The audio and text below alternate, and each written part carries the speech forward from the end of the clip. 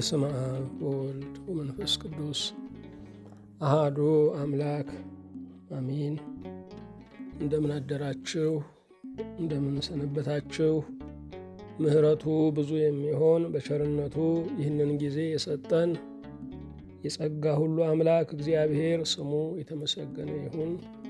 እንኳን ለ2018 ዓመተ ምሕረት የጌታችን የመድኃኒታችን የኢየሱስ ክርስቶስ በዓለ ጥምቀት በሰላምና በጤና አደረሳችሁ።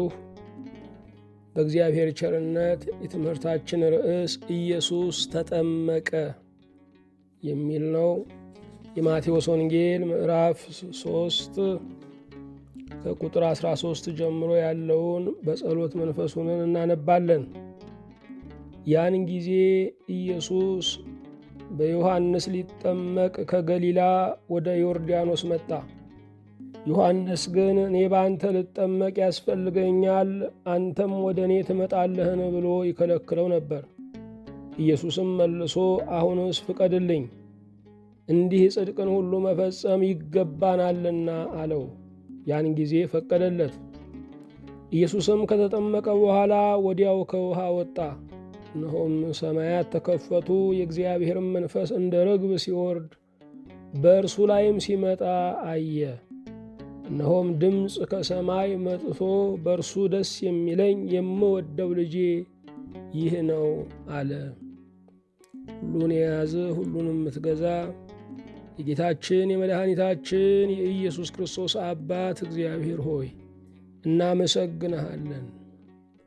በጎተራህ በረከት የሞላ በግምጃ ቤት ጸጋ የተትረፈረፈ እጆች ቸርነትን የሚያንጠባጥቡ ምድረ በዳውን የምታረሰርስ የተራቆተውንም የምታለብስ ለምስኪኑ ሞገስ የምትሆን ኀጢአተኛውን በጸጋህ ብርታት የምታቆም ሕያው እግዚአብሔር እኛ ባሪያዎችህ እንደ ተደረገለት እንደ ተቀበለ ይቅር እንደ ተባለ የነጻነት አዋጅን እንደ ሰማ ሰው ሁነን እናመሰግንሃለን።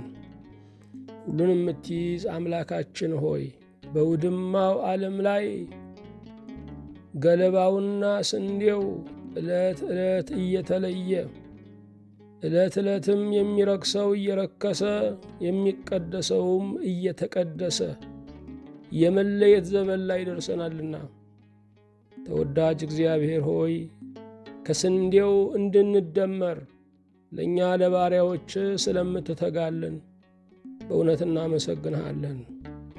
ለንስሐ ዘመን የሰጠህን የንስሐ መምህራንንም ያዘጋጀህልን ዘወትርም ወደ ራስህ የምትመራን ካንተ ቁጣ በአንተ ውስጥ በመሸሸግ ብቻ ማምለጥ እንዳለ ስለምታስተምረን ቅዱስ ጌታችን ሆይ እናመሰግንሃለን። ብዙዎች ያውቁሃል፣ ጥቂቶች ይወዱሃል። ብዙዎች ያደንቁሃል፣ ጥቂቶች ሕይወታቸውን ለአንተ ሰጥተዋል።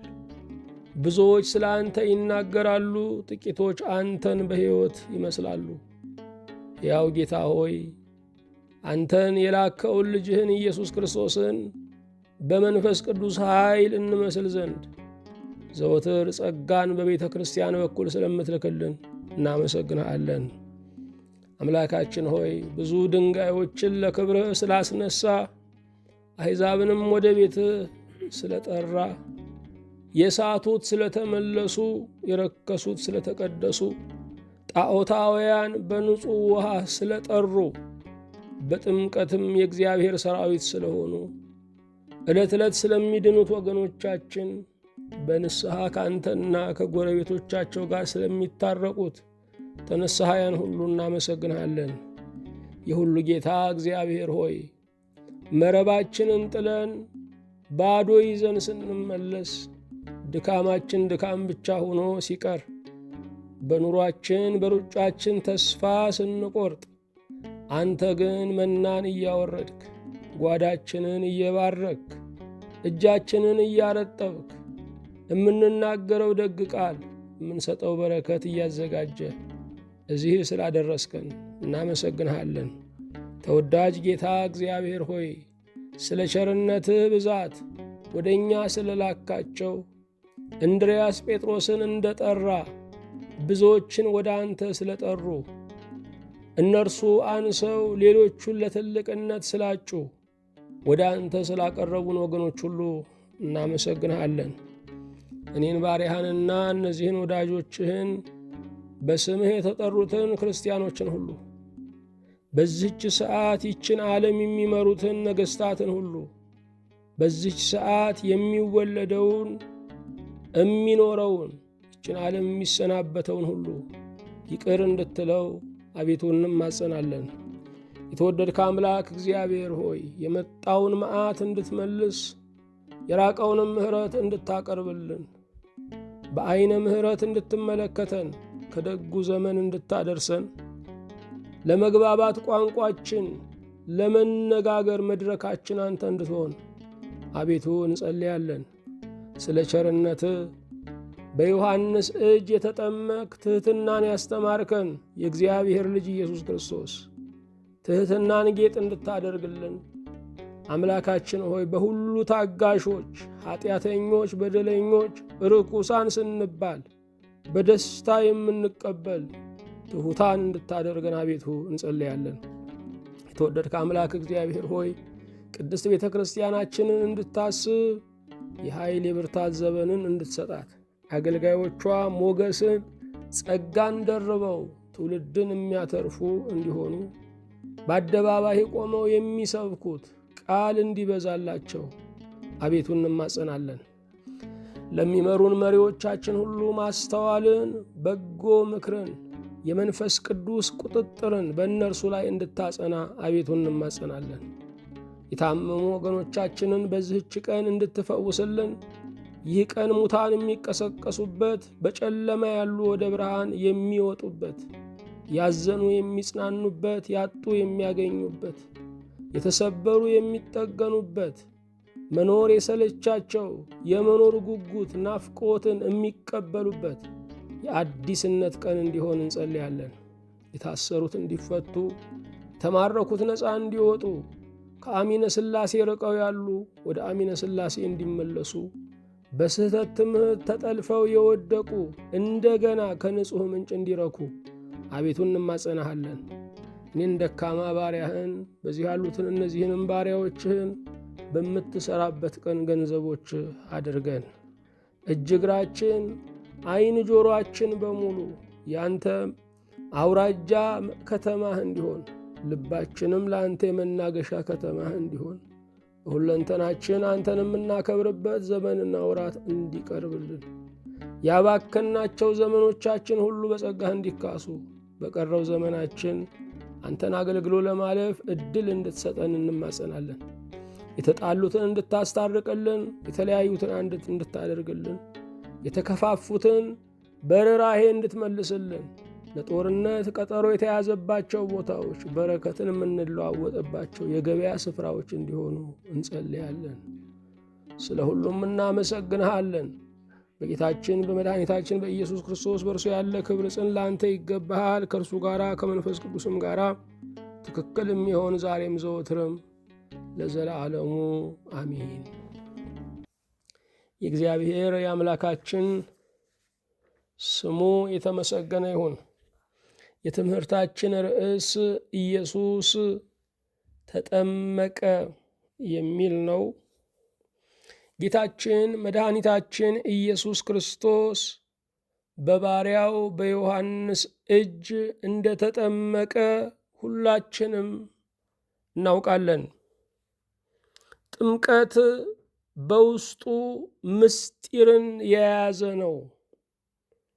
ጌታችን መድኃኒታችን ኢየሱስ ክርስቶስ ካደረጋቸው ታላላቅ አስተርእዮች መገለጦች አንዱ ጥምቀት ነው። በጥምቀቱ ጥምቀታችንን ባርኮልናል። ጥምቀት ለእርሱ በረከቱ አይደለም፣ የእኛን በረከት ግን የከፈተበት ልዩ ቀን ነው። ጌታችን ኢየሱስ ክርስቶስ ለመንጻት አልተጠመቀም። በዮርዳኖስ ወንዝ በዮሐንስ እጅ እየተናዘዙ ይጠመቁ የነበሩ ከኃጢአታቸው ለመቀደስ ከርኩሰታቸው ለመንጻት ነበረ። ጌታ ግን ለመንጻት አልተጠመቀም። ውሃውን ለማንጻት ግን እርሱ ተጠምቋል። በጥምቀቱ ጥምቀታችንን አስጀመረልን።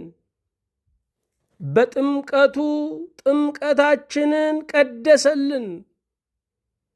እኛ የጥምቀት ሕዝቦች ነን። እኛ ጥሙቃን የተጠመቅነን። በአብ በወልድ በመንፈስ ቅዱስ ስም የተጠመቅን በሥላሴ የምናምነን። በጥምቀታችንም በቀራንዮ ከሞተው በጎልጎታ ከተነሳው ከክርስቶስ ጋር የተባበረንን። ለዓለም ሙተን ለእግዚአብሔር ለመኖር በኪዳን ጉዞ የጀመርነን። ተራ መንገደኞች የምንንቀዋለል ተንከራታቾች አይደለንም። በጥምቀታችን የሰማይን መንገድ ካርታውን የያዝነን። የሰማይን መንገድ ኮምፓሱን የያዝነን። ጌታችን ኢየሱስ ክርስቶስ የተጠመቀው ጥምቀታችንን ሊቀድስልን ነው። ጥምቀት ታላቅ ትእዛዙ ስትሆን እርሱ ራሱም አርአያ የሆነበት ነው። ስለዚህ ጥምቀትን ማለፍ አንችልም። ጌታ በአርአያነት በታላቅ ተልእኮ ለእኛ የሰጠው አገልግሎት ነው። አንዲት ቤተ ክርስቲያን በቤተ ክርስቲያንነቷ ከምትፈጽማቸው ምስጢራት አንዱ ጥምቀት ነው። ጌታችን መድኃኒታችን ኢየሱስ ክርስቶስ ከገሊላ ወደ ዮርዳኖስ ከናዝሬት ወደ ዮርዳኖስ ሂዶ በዮሐንስ እጅ በመጠመቁ ዛሬም ነገሥታት ከቤተ መንግሥት ወደ ቤተ ክርስቲያን ሄደው ይጠመቃሉ። ጠርተው አጥምቁን ማለት አይችሉም። ያንሱናል በሚሉት ዲያቆናት፣ ያንሱናል በሚሉት ካህናት ይጠመቃሉ። ምክንያቱም ጥምቀት የትህትና ትምህርት ቤት ነው። የክርስትናን ጉዞ የምንጀምረው በጥምቀት ነው ካልን በትህትና ነው የምንጀምረው። ጥምቀት የትህትና መነሻ ነው። ጥምቀት ራሳችንን ዝቅ በማድረግ ከእግዚአብሔር የምንወለድበት ነው። እግዚአብሔር ትዕቢተኛ ልጆች የሉትም። የእግዚአብሔር ልጆች መገለጫቸው ትህትና ነው። እኔ ከወንድሜ አንሳለሁ ብለው የሚያስቡ፣ ወንድሜ ይቅደም የሚሉ፣ ለሌላው ጥቅማቸውን የሚተዉ መስዋዕት ለመሆንም የተዘጋጁ ናቸው። ጥምቀት የጌታችን የኢየሱስ ክርስቶስ በዮርዳኖስ መጠመቅ ከቀራንዮ ጋር ይመሳሰላል። በጥምቀቱ ዮሐንስ የዓለምን ኃጢአት የሚያስወግደው የእግዚአብሔር በግ እነሆ በማለት ለዓለም አስተዋወቀው። የሚሰዋውን በግ ለዓለም አሳየው። በቀራንዮ ያ በግ ተሰዋ። በጥምቀቱ በጉ ተሰበከ። በቀራንዮ ያ በግ ለዓለም ተሰዋ። በብሉይ ኪዳን ሺህ መስዋዕቶች ቀርበው ኃጢአት ሊደመሰስ፣ ዕዳ ሊከፈል፣ ሰው ሊክስ አልቻለም። አንዱ በግ ተሰውቶ ግን የኃጢአታችን ዕዳ ተፋቀ። አንዱ በግ ተሰውቶ ዓለም ሁሉ ጠገበ። አንዱ በግ ተሰውቶ ሰማይና ምድር ተገናኘ። ሰሎሞን በመቅደሱ ምርቃት ከ20,000 በላይ መስዋዕቶችን በአንድ ቀን አሳርጓል። እነኚህ ሁሉ መስዋዕቶች ኃጢአትን ሊደመስሱ ዕዳን ሊፍቁ አልቻሉም። የእግዚአብሔር በግ የሆነው ኢየሱስ ክርስቶስ ግን አንዱ በግ የዓለምን ኃጢአት ደመሰሰ። ስለዚህ ጥምቀትና ቀራንዮ ይመሳሰላሉ።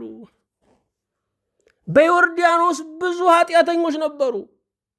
በሺህ ሰልፈኞች መካከል ኢየሱስ ክርስቶስ፣ በሺህ ተናዛዦች መካከል የእግዚአብሔር ልጅ ንጹሕ ባህሪ የሆነው ማንነታቸው በረከሱ፣ ተፈጥሯቸውን በጣሉ፣ ኃጢአት ባጎሳቆላቸው፣ ዓለም መልክ የለሽ ባደረገቻቸው በበደለኞች ሰልፍ መካከል ተገኘ። በዮርዳኖስ ብዙ ኃጢአተኞች ነበሩ፣ አንድ ቅዱስ ግን ነበረ። በመስቀሉ ዙሪያ ከመስቀሉ በፊት ከመስቀሉ በኋላ ብዙ ኃጢአተኞች፣ ብዙ የሰው ዘሮች ተኮልኩለዋል። አንዱ ቅዱስ ስለ እነዚህ ሁሉ ሞተ። ዮሐንስ ጌታን ማጥመቅ የሚችል አይደለም፣ ጸጋ ስለበዛለት ነው።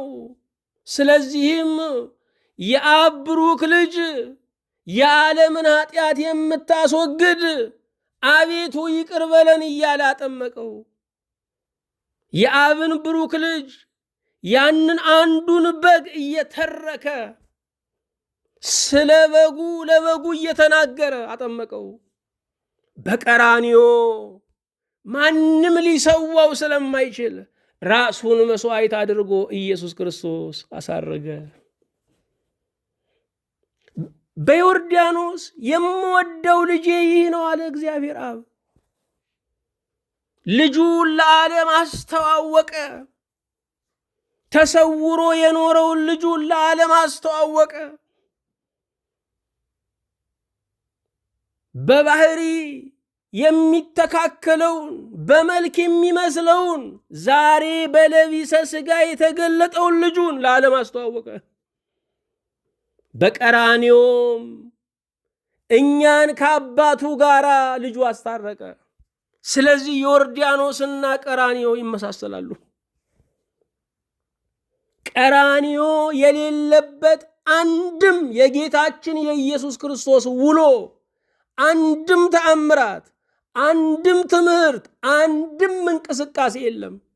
ቤተልሔም ላይ ቀራንዮ አለ። ድንግል ስትጸንስ ቀራንዮ አለ። ጌታ ሲሰደድ ቀራንዮ አለ።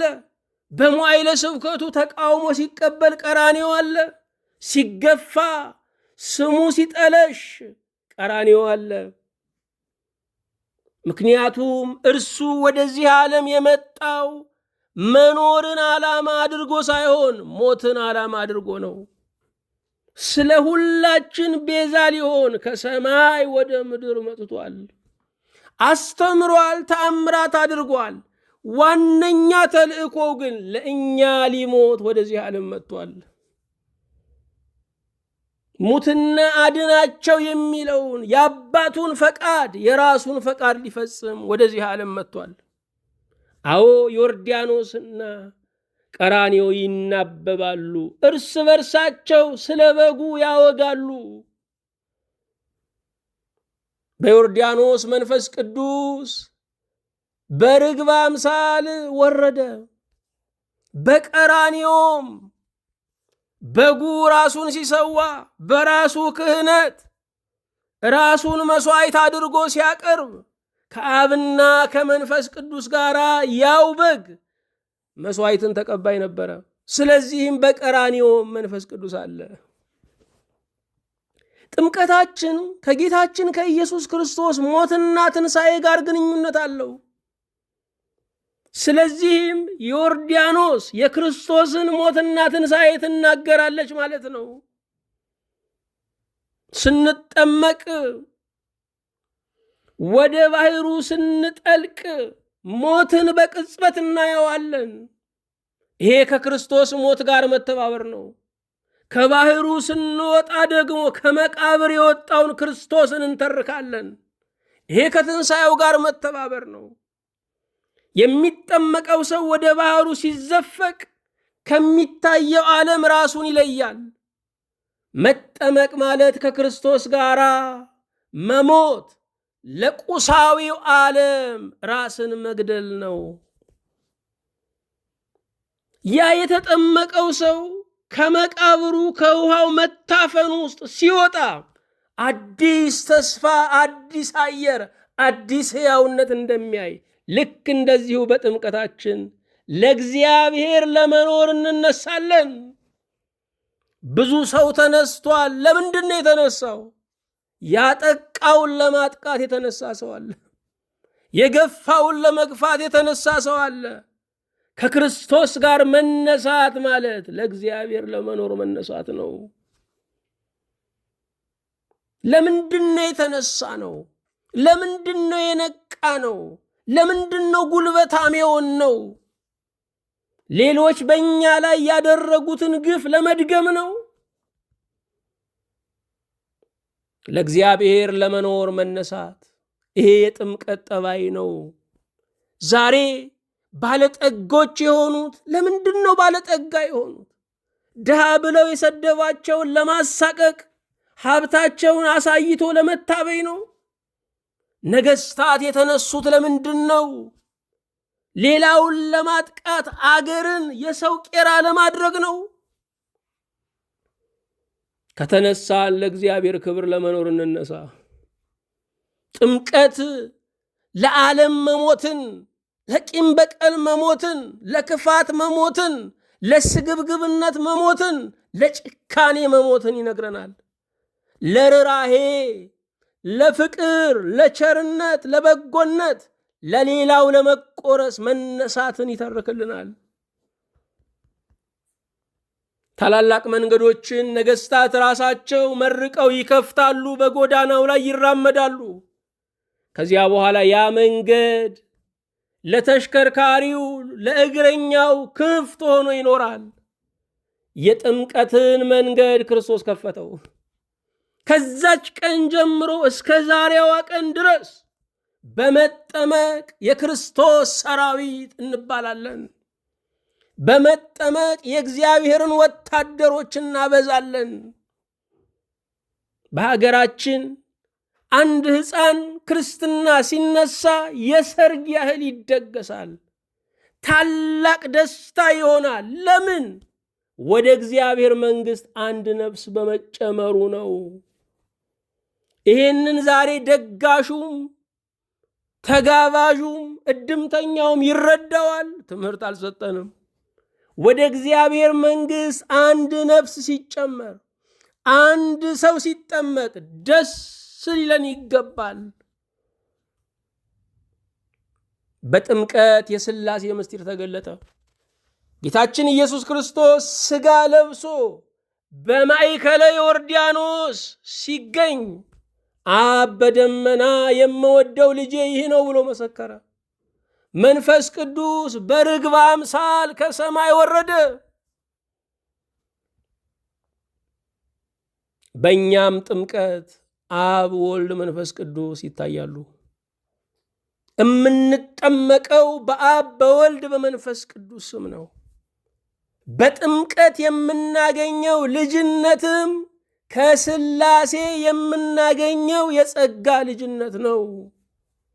አንዳንድ ሰዎች ኢየሱስም የእግዚአብሔር ልጅ ነው፣ እኔም የእግዚአብሔር ልጅ ነኝ ብለው ያስባሉ። ፍጹም ስህተት ነው። ኢየሱስ የተወለደው ከአብ ነው። እኛ በጥምቀት የምንወለደው ከሥላሴ ነው። ከአብ ከወልድ ከመንፈስ ቅዱስ ነው። ኢየሱስ የአብ የባህሪ ልጅ ነው። አብን አህሎ አብን መስሎ የተወለደ ነው። እኛ በጥምቀት የምናገኘው ልጅነት የጸጋ ነው። ልጅነታችን የኢየሱስን ያህል ከሆነ አምላኪዎች ሳይሆን ተመላኪዎች ነው የምንሆነው። የኢየሱስ ልጅነት የሚሰገድለት፣ የእኛ ልጅነት የሚሰግድ ነው። ኢየሱስም የእግዚአብሔር ልጅ እኛም የእግዚአብሔር ልጆች ነን እያሉ የሚናገሩ ወገኖች አሉ። ፍጹም ስህተት ነው። መጽሐፍን አለማጥራት ነው። ልብ አድርጉ። በዮርዳኖስ ወንዝ ውስጥ ኢየሱስ ክርስቶስ ጌታችን ክብር ይግባውና ሲጠመቅ እናያለን። ዮሐንስም ሲጠመቅ እናያለን። አብ ሁለቱንም አዳብሎ ልጆቼ አላላቸውም። የምወደው ልጄ ነው ያለው። ዮሐንስ በጸጋ የእግዚአብሔር ልጅ ነው፣ ነገር ግን አላዳበለም። የወልድ ልጅነት ልዩ መሆኑን አብን አህሎ አብን መስሎ የተወለደ መሆኑን ለመግለጥ የምወደው ልጄ ይህ ነው በማለት ለይቶ የልጁን ልጅነት ገለጠ። ልብ አድርጉ፣ እግዚአብሔር አብ መባሉ ከዘላለም ከሆነ ልጅ በሌለበት አባት መባል የለም። ስለዚህም ዘለዓለማዊ አብ፣ ዘለዓለማዊ አባት፣ ዘለዓለማዊ ልጅ አለው። ክብር ምስጋና ለእርሱ ይሁን። ጥምቀት ሁሉን ያስተባብራል። ምክንያቱስ ከርካሹ ከውሃ ነውና። አንድ ሰው ለመጠመቅ ፈልጎ አቅም አነሰኝ ማለት አይችልም። አንድ ካህን ለማጥመቅ ፈልጎ አቅም አነሰኝ አይልም። ምክንያቱም ጥምቀቱ ሁሉን ከሚያስተባብረው ባለጠጋ ድሃ በኩል ከሚጠቀመው ከውሃ ነው። በዮርዳኖስ መንፈሱ ነበረ፣ መንፈሰ እግዚአብሔር ነበረ። በርግብ አምሳል መንፈስ ቅዱስ ወርዷል። በኖኅ መርከብ ውስጥ የጥፋት ውሃ መጉደሉን ያረጋገጠች የመሰከረች ርግብ ናት።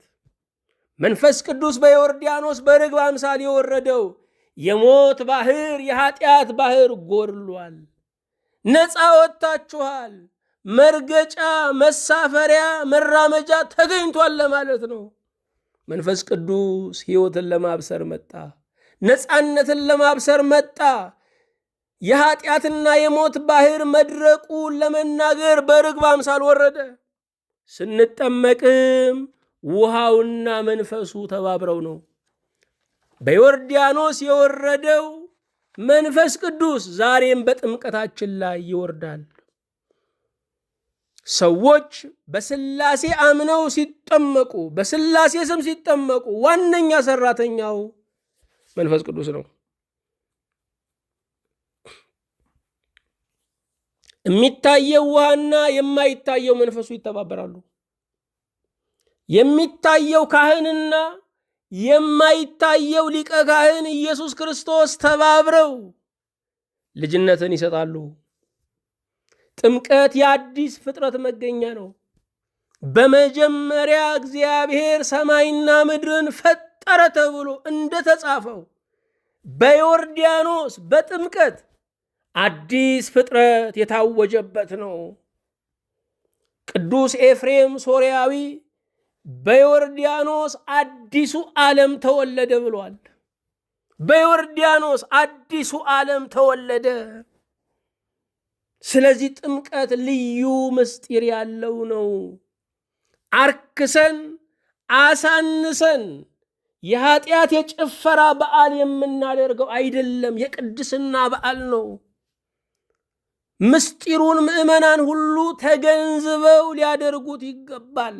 ያለ ዕውቀት የሚደረግ ነገር በረከት አያመጣምና፣ ያለ ዕውቀት፣ ያለ እምነት፣ ያለ ፍቅር የሚደረግ ነገር ሁሉ የአምልኮን በረከት አያስገኝም። ለምናደርገው ነገር ዕውቀት ያስፈልጋል። ለምናደርገው ነገር እምነት ያስፈልጋል። ለምናደርገው ነገር ፍቅር ያስፈልጋል። በጥምቀቱ ልጅነት ተመሰከረ።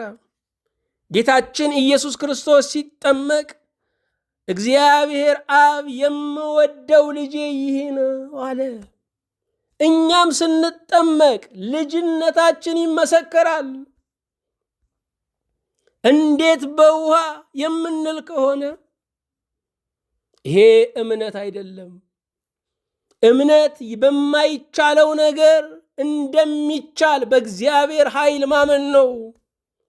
እምነት ሞኝነት ለሚመስል ነገር መታዘዝ ነው።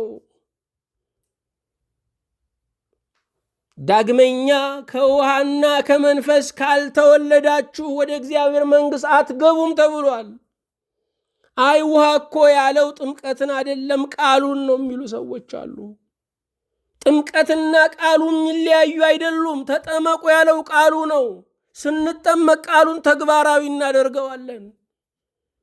የእግዚአብሔርን ቃል ለምንድን ነው የፍልስፍና ለምንድን ነው የመዋጊያ ርዕስ የምናደርገው?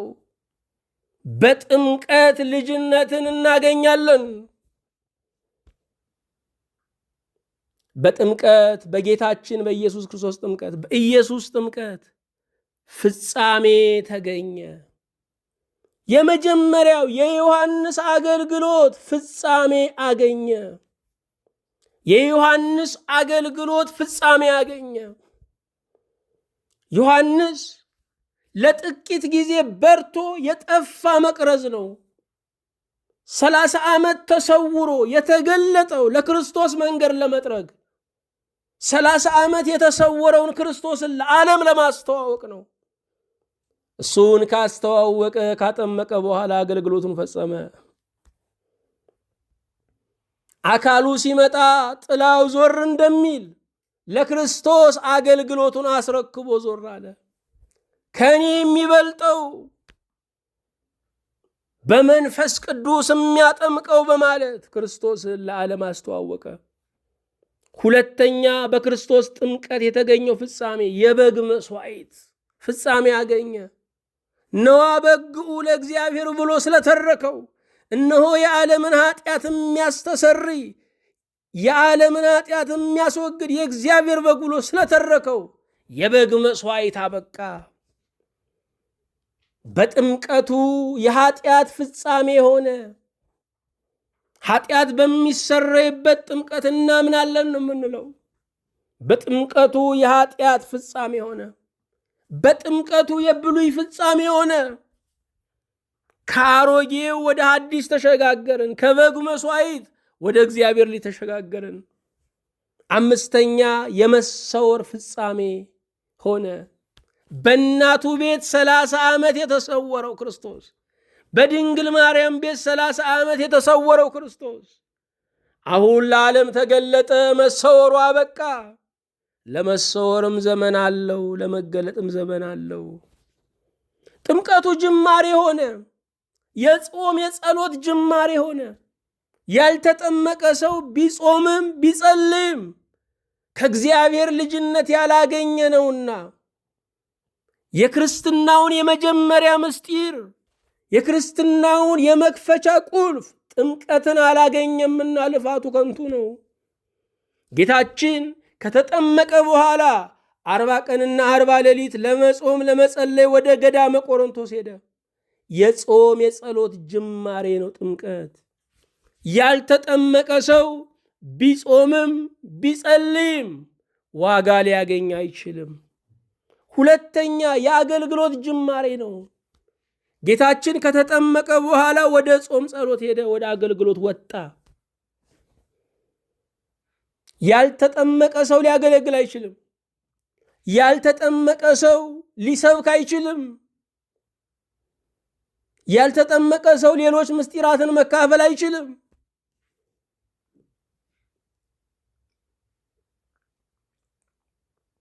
በግብፅ ኦርቶዶክስ ቤተ ክርስቲያን የሕይወት ታሪክ የአንድ ሊቀ ጳጳስ የሕይወት ታሪክ ሲነገር እገሌ እገሌ በዚህ ቀን ተጠመቀ ብሎ ነው የሚጀምረው። እንደኛ በዚህ ክፍለ ሀገር በዚህ መንደር ተወለደ አይልም። ከጥምቀት ነው የሚጀምሩት። በዚህ ቀን ተጠመቀ ብለው ነው ዕድሜ የሚቆጥሩት። እኛ የሕይወት ታሪክ ስንጽፍ ከዚህ ቦታ ከዚህ አውራጃ እንላለን። ከዛ አልወጡም እስካሁን። እንደ ጻፍ ነው ከመንደሩ የወጣ የለም።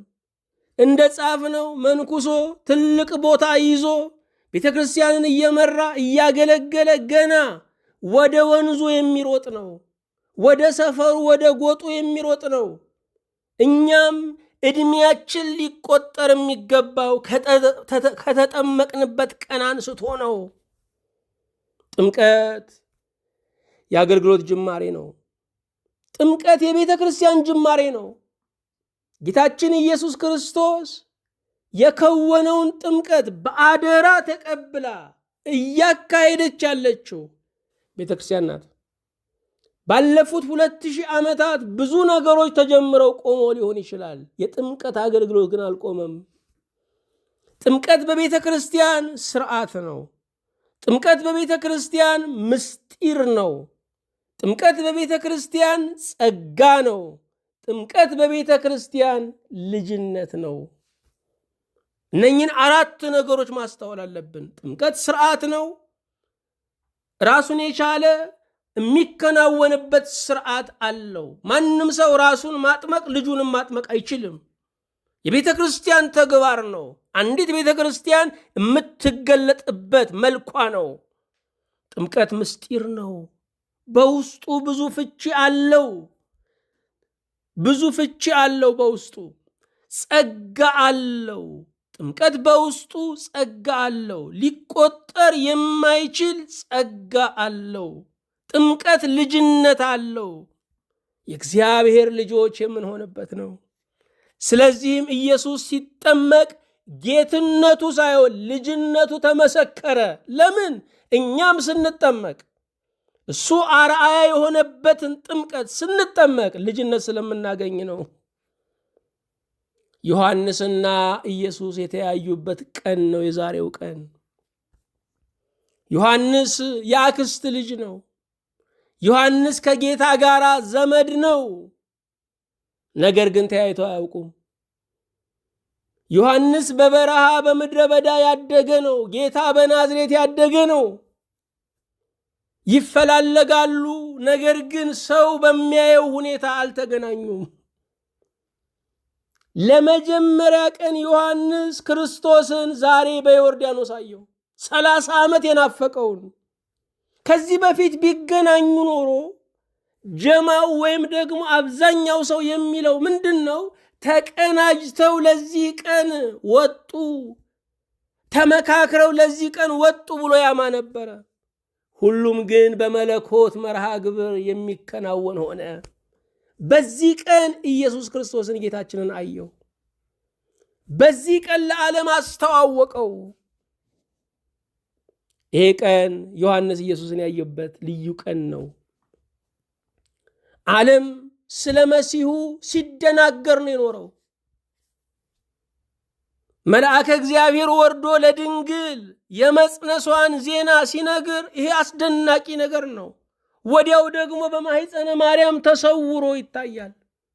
እንደገና በቤተልሔም ሲወለድ ሰማያውያንና ምድራውያን አብረው ይዘምራሉ። መልሶ ደግሞ ስደት ይሆናል። እንደገና ደግሞ በደካማ ሥጋ ተገልጦ ሲያስተምር ከዛ በፊት በ12 ዓመቱ ደግሞ እንደገና ያ የተሰወረው ጌታ በ12 ዓመቱ በቤተ መቅደስ ተገኝቶ መጻሕፍትን ለሊቃውንት ይተነትናል። መልሶ ደግሞ እስከ 30 ዓመቱ ይሰወራል። ስለዚህ የክርስቶስ ወደዚህ ዓለም መምጣት የመሲሁ መገለጥ ለብዙዎች መደናገር ፈጥሮ ነበረ። አሁን ግን በ30 ዓመቱ በዮርዳኖስ ሲጠመቅ ላይሰወር ተገለጠ። ከዚህ በኋላ ወደ መስቀል እየሄደ ከፍ ከፍ እያለ ዓለም እያወቀው ዓለም እየዳነ ይመጣል። ስለዚህም ክርስቶስ ላይሰወር የተገለጠበት ቀን ካለ ጥምቀቱ ነው። ለዚህ ነው ቤተ ክርስቲያን ጥምቀትን በታላቅ ክብር የምታስበው። ዮሐንስ በዚህ ቀን ለተገለጠው ጌታ መንገድን ከፈተ። ለተገለጠው ጌታ መንገዱን ለቀቀ።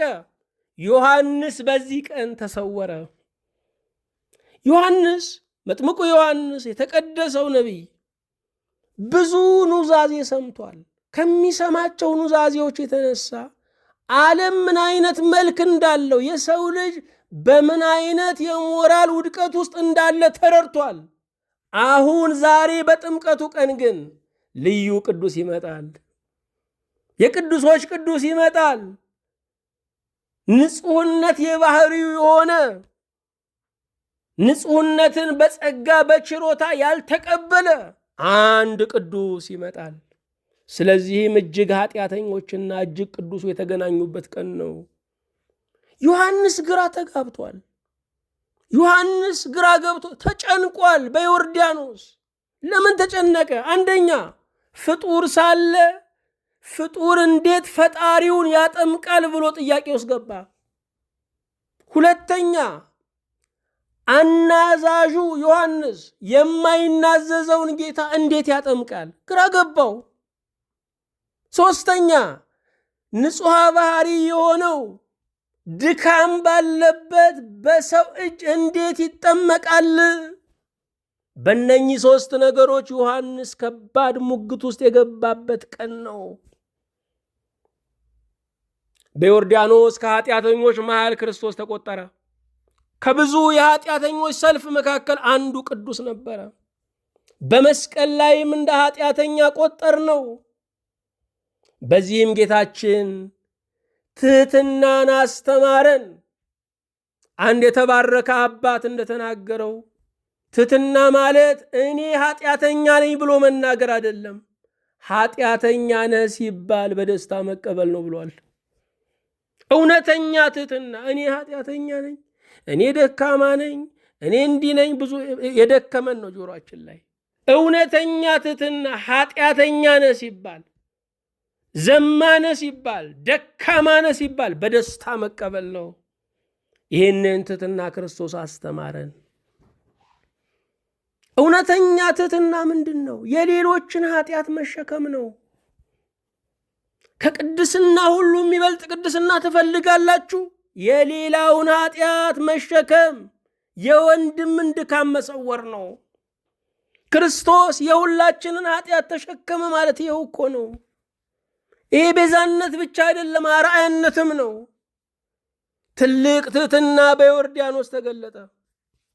ንጹሑ በኃጢአተኞች መካከል ተገኘ። ንጹሑ በኃጢአተኞች መካከል ተገኘ። እኛ ዛሬ ኃጢአተኛ የምንላቸውን እንንቃለን፣ እንገፋለን፣ እንሰድባለን፣ እንተቻለን፣ እናሳንሳለን። ንጹሑ በኃጢአተኞች መካከል ተገኘ።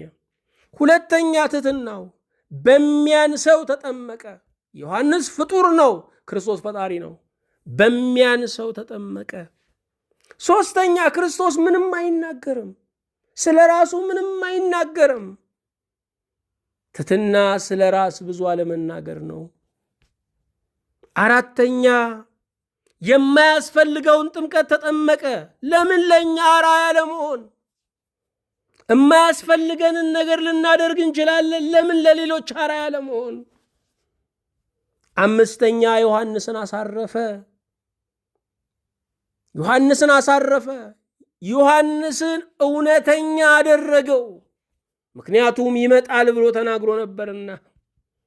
ትሕትና ሌሎችን ማሳረፍ ነው። ወላጆቻችንን ማሳረፍ፣ መምህራንን ማሳረፍ፣ የደከሙትን ማሳረፍ፣ እሱ ትሕትና ነው። መዝሙራችን ሁሉ ሆረ ኢየሱስ የሚል ነው። ኢየሱስ ሄደ የሚል ነው። ካልሄዱ ሰላም የለም፣ ካልሄዱ እርቅ የለም። ማንም ብትጠብቁት አይመጣም። አገር የሚመሩ ወደሚያንሷቸው መሄድ አለባቸው። ካልሄዱ አገር ሰላም አይሆንም፣ ትውልድ አይድንም። ቁስላችን እያመረቀዘ ነው የሚመጣው። ዝቅ ማለት መሄድ ያስፈልጋል። የነገስታት ንጉሥ ኢየሱስ ክርስቶስ ወደ ዮሐንስ ሄደ። ጥምቀት ትልቅ በዓል ነው። ከአበይት በዓላት አንዱ ጥምቀት ነው። ዛሬ በእኛ አጠራር ከተራ ይባላል። ከተራ ምንድን ነው? መከተር፣ መገደብ፣ ውሃን መሰብሰብ፣ ለጥምቀት የሚሆን ውሃን እንዳይሄድ መንገድ መዝጋት ማለት ነው። ዛሬ ይከተራል፣ ነገ የበረከት ጥምቀት እንረጫለን። በየዓመቱ የልጅነት ጥምቀት እንደምንወስድ ማሰብ የለብንም። ጥምቀት አንድ ነው። ምክንያቱም ከእናት ከአባት የተወለድ ነው አንድ ጊዜ ነው። ክርስቶስም የሞተው አንድ ጊዜ ነው። ጥምቀት አንድ ነው። በየዓመቱ የምንረጨው የበረከት ውሃ ነው። የበዓሉ አከባበር በኢትዮጵያ በሀገራችን ልዩ ነው። በሌላውም ዓለም አለ። ክርስቲያን በሆነው ዓለም ሁሉ አለ። ይሄ ቀን በጣም ይታሰባል። ምክንያቱም 30 ዓመት የክርስቶስ የመገለጥ ዓመት ነው። የአስተርዮ ዓመት ነው። 33 ዓመት ከ3 ወር ኖረ የምንለው በዚህ ቀን ቆጥረን ነው። 30 ዓመት ላይ መጠመቁ አዳም የ30 ዓመት ጎልማሳ ሆኖ ነው የተፈጠረው። ለእርሱ ለመካስ መምጣቱን ሊገልጽልን ነው። ይሄ ብቻ አይደለም። በ30 ዓመት ክርስቶስ መጠመቁ 30 ዓመት የሙሉ ሰውነት የውሳኔ ዕድሜ መሆኑን ሊያሳውቀን ነው። በኢትዮጵያ በሀገራችን ታቦት ከመንበረ ክብር ተነስቶ ወደ ወንዝ ይወርዳል። ሆረ ኢየሱስ ሄደ የሚለውን እርሱን ለመተባበር ሕዝብ ሁሉ፣ አገልጋይ ሁሉ፣ ሊቀ ጳጳስ፣ ፓትርያርክ ወደ ወንዝ ይወርዳል። ክርስቶስን ለመምሰል ነው። ይሄ የአደባባይ በዓል እየተመምን ወደ ወንዝ ዳርቻ የምንሄድበት ይሄ ስብስብ የነፃነት ምልክት ነው። ታቦት እስራኤላውያን ሲሰጣቸው ከግብፅ ባርነት ወጥተዋልና ሀገርና ሕዝብ ሆነዋልና ሕገ መንግሥት ሆኖ ነው የተሰጣቸው። ሕገ መንግሥት ያለው ነፃነት ያለው ሀገር ነው። ሕገ መንግሥት የነፃነት ምልክት ነው። ታቦት የነፃነት ምልክት ነው። እኛ በስጋም በነፍስም ነፃ ሕዝቦች ነን እያልን ለዓለም የምንናገርበት ነው። ይሄ ብቻ አይደለም፣ መሰዊያ ነው። በሐዲስ ኪዳን የታቦት አገልግሎት መሰዊያ ነው። ነዋ በጉ ተብሎ እነሆ የእግዚአብሔር በግ ተብሏልና መስዋዕቱ ተሰብኳልና በጥምቀት መሰዊያውም አብሮ ይሄዳል። የጌታን ወደ ዮርዳኖስ መሄድ ለማሰብ ነው። ከለምለሟ ከገሊላ ወደ በረሃማው ሸለቆ የዓለማችን ዝቅተኛ ስፍራ ወደ ሆነው ወደ ዮርዳኖስ ወንዝ መሄዱን ለማሰብ ሁላችን እንተማለን። በዓሉን ሕያው ለማድረግ ተጨባጭ ለማድረግ ነው። ይሄ ብቻ አይደለም፣ የሕዝቦችን መገናኛ ነው። ገዢዎች፣ ፖለቲከኞች በሰይጣን የሚመሩ መለያየትን ሲሰብኩ ይከርማሉ። ጥምቀት ሲመጣ ይፈርሳል። አሁንም ይቀጥላሉ፣ መለያየትን ይሰብካሉ። መስቀል ሲመጣ ይፈርሳል። ሕዝቦች አንድ የሚሆኑበት ቀን ነው። የሕዝቦች የአንድነት ቀናቸው በመሆኑ ሀገር የምትቋጠርበት መቀነት በመሆኑ ሁሉም ጥምቀትን በዓሉን ሊያከብረው ይገባል። አንድ የመጨረሻ ልንገራችሁ። በጎረቤት ሀገር የነበሩ ቅኝ ገዢዎች በኢትዮጵያ የነበረውን የጥምቀት ስርዓት በኢትዮጵያ የሚከናወን የጥምቀት ስርዓት ለማየት ይመጡ ነበረ። በኬንያ የነበሩ እንግሊዛውያን፣ በጅቡቲ የነበሩ ፈረንሳዮች፣ በሶማሌ የነበሩ ጣሊያንና እንግሊዞች፣ በሱዳን የነበሩ እንግሊዞች፣ ሌሎችም የቤልጅየም የተለያዩ ቅኝ ገዢዎች የኢትዮጵያን የጥምቀት በዓል ለማክበር ይመጡ ነበረ። የሚመጡት ቅኝ የገዟቸውን ሕዝቦች አስከትለው ነው። ታዲያ በዓሉ ተከብሮ ጌቶች የሚባሉት በአንድ ድንኳን ሲበሉ ሲጠጡ፣ ባሮች የተባሉ ቅኝ ተገዥ የተባሉ ጥቁር ወንድሞቻችን በሌላ ድንኳን ሲያወጉ ያድሩ ነበረ። ኢትዮጵያውያን በአደባባይ በዓላቸውን የሚያከብሩት ለምንድን ነው? ነፃ ሕዝብ ስለሆኑ ነው። ስለዚህ እኛም ነፃ መውጣት አለብን በማለት የአፍሪካ የነፃነት ትግል የተቋቋመው በኢትዮጵያ ኦርቶዶክስ ተዋሕዶ ቤተ ክርስቲያን የጥምቀት በዓል ላይ ነው። የጥምቀት በዓላችን ትልቅ የነፃነት መስበኪያችን ነው። ትልቅ የነፃነት አዋጃችን ነው። ለአፍሪካ የነፃነትን ዋጋ ያስተማርንበት ነው። ለአምላካችን ለእግዚአብሔር ምስጋና ይሁን። እግዚአብሔር ከበዓለ ጥምቀቱ ረድኤትን በረከትን ያሳድርብን። ሀገራችን ኢትዮጵያን በአንድነት ያጽናልን። ቤተ ክርስቲያንን ሃይማኖትን ያጽናልን። ልብ አድርጉ፣ ዛሬ የምታዩት ነገ ላይ ይገኝ ይችላል። ሃይማኖትን አጽኑ። ቤተ ክርስቲያንን አጽኑ፣ የሀገር አንድነትን አጽኑ። ለማልቀስም ለመዝፈንም ሀገር ያስፈልጋል። ለመጣላትም ሀገር ያስፈልጋል። ተለያይቶ ለመገናኘትም ሀገር ያስፈልጋል። ስለ ሀገር አንድነት፣ ስለ መቀመጫው ጸልዩ። አቤቱ ጌታችን እናመሰግንሃለን። ቸርነትህ ብዙ የሆነ የዘላለም ቅዱስ ከፍ ከፍ እናደርግሃለን። ስለ ቀኑ፣ ስለ ሰዓቱ፣ ስለ ወራቱ ተመስገን።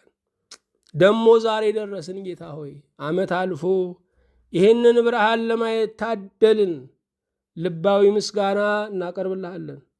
ቸር ሰውን የምትወድ ጌታችን ሆይ እንደ ቸርነትህ በጥምቀትህ ትሕትናን በውስጣችን እንድታሰርጽብን፣ በጥምቀትህ የአገልጋዮችን ክብር እንድትመልስልን፣ በጥምቀትህ የሕዝቦችን አንድነት እንድትመልስልን፣ በጥምቀትህ የሚጠመቁትን እንድታበዛልን፣ በጥምቀትህ የቤተ ክርስቲያንን ደጆች ለምሕረት ተከፍተው እንዲኖሩ እንድታደርግልን እንጸልያለን።